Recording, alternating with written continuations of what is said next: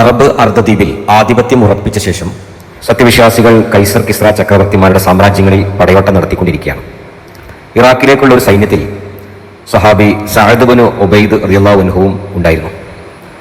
വിജയത്തിൽ നിന്ന് വിജയത്തിലേക്ക് മുന്നേറിക്കൊണ്ടിരിക്കെ സത്യവിശ്വാസികൾ ഒരു ആപത്തിലകപ്പെട്ടു. ടൈഗ്രീസ് പാലം ഒരു മുസ്ലിം ഭടൻ അബദ്ധത്തിൽ തകർത്തതിനെ തുടർന്ന് മുസ്ലിം സൈന്യം കൂട്ടത്തോടെ നദിയിൽ വീണു. ചിലരൊക്കെ ഓടി രക്ഷപ്പെട്ടു. മുസ്ലിം സൈന്യാധിപൻ അബൂ ഉബൈദു സഖഫി യുദ്ധത്തിൽ രക്തസാക്ഷിയായി. അപകടത്തിന്റെയും യുദ്ധത്തിന്റെയും ഭീകരതയാൽ ഓടി രക്ഷപ്പെട്ടവരിൽ സഅദ് ബിൻ ഉബൈദ് റളിയല്ലാഹു അൻഹു ഉണ്ടായിരുന്നു. ജീവിതത്തിൽ ആദ്യമായിട്ടാണ് ഇത്തരമൊരു സംഭവം. അള്ളാഹുവിന്റെ മാർഗത്തിൽ അദ്ദേഹം മുമ്പൊരിക്കലും ഭീരുത്വം കാണിച്ചിട്ടില്ല. ജീവഹാനി ഭയന്ന് ഏതെങ്കിലും യുദ്ധത്തിന് പോകാതിരിക്കുകയോ യുദ്ധരംഗത്ത് നിന്ന് ഓടിപ്പോകുകയോ ചെയ്ത ചരിത്രവുമില്ല. പക്ഷേ അങ്ങനെയൊക്കെ സംഭവിച്ചു. വിശാലമായ മരുഭൂമികൾ പിന്നിടുമ്പോൾ താൻ മഹാപാതകയാണെന്ന ചിന്ത സഅദിനെ അലോസരപ്പെടുത്തിക്കൊണ്ടിരുന്നു. മദീനയിലെത്തി ഖലീഫ ഉമർ ബിൻ ഖത്താബ് റളിയല്ലാഹു അൻഹുവും സഅദ് റളിയല്ലാഹു അൻഹുവും പരസ്പരം കണ്ടുമുട്ടിയപ്പോൾ ഇരുവരും ഒന്നും സംസാരിച്ചില്ല. എന്നാൽ അവരുടെ മുഖഭാവം വാചാലമായിരുന്നു. ഒരു നിർണായക ഘട്ടത്തിൽ സഅദിനെ പോലെയുള്ള ഒരു ത്യാഗവര്യൻ യുദ്ധരംഗത്ത് നിന്ന് ഓടിപ്പോന്നതിലുള്ള പ്രതിഷേധം ഉമർ റളിയല്ലാഹു അൻഹുവിന്റെ മുഖത്തും അങ്ങനെ സംഭവിച്ചു പോയതിലുള്ള മനസ്താപവും കുറ്റബോധവും സഅദ് റളിയല്ലാഹു അൻഹുവിന്റെ മുഖത്തും ഉണ്ടായിരുന്നു. അങ്ങനെ മൂകരായി തന്നെ അവർ അന്യോന്യം പിരിഞ്ഞു.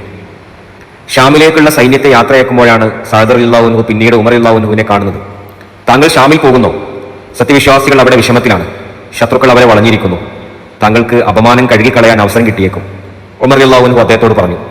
പക്ഷേ ഓടിപ്പോന്ന രാജ്യത്ത് പോയി യുദ്ധം ചെയ്യണമെന്നായിരുന്നു സഅദിന്റെ ശാഠ്യം. അദ്ദേഹം പറഞ്ഞു, വേണ്ട, ഞാൻ ഓടിപ്പോന്ന രാജ്യത്ത് അതേ ശത്രുവിനോട് എനിക്ക് യുദ്ധം ചെയ്യണം. ഏതാനും ദിവസങ്ങൾക്ക് ശേഷം സഅദ് ബിൻ അബീ വഖാസിന്റെ നേതൃത്വത്തിൽ പേർഷ്യയിലേക്ക് പുറപ്പെട്ട സൈന്യത്തിൽ അദ്ദേഹവും പോയി.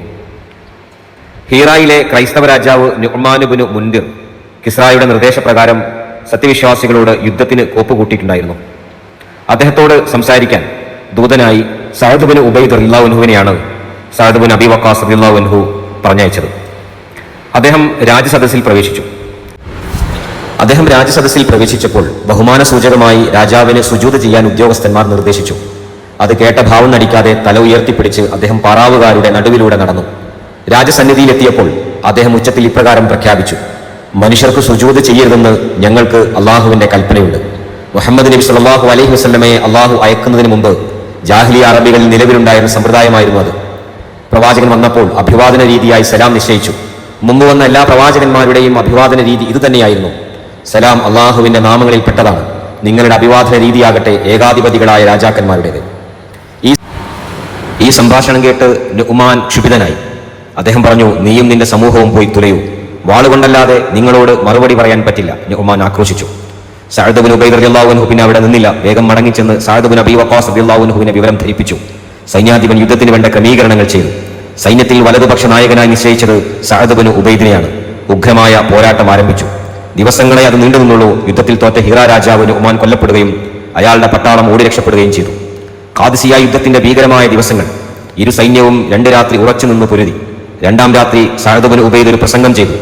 തിരുമേനിയുടെ ശിഷ്യന്റെ ഉപദേശം കേൾക്കാൻ സത്യവിശ്വാസികൾ തിങ്ങിക്കൂടി.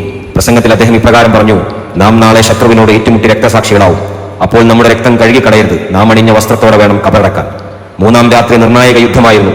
അതിൽ സത്യവിശ്വാസികൾ ചരിത്രത്തിൽ തുല്യതയില്ലാത്ത വിജയം നേടി. പക്ഷേ അതിന് കൊടുത്ത വില സഅദ് ബിൻ ഉബൈദ് റളിയല്ലാഹു അൻഹു അടക്കം നിരവധി മഹാന്മാരുടെ രക്തസാക്ഷിത്വമായിരുന്നു.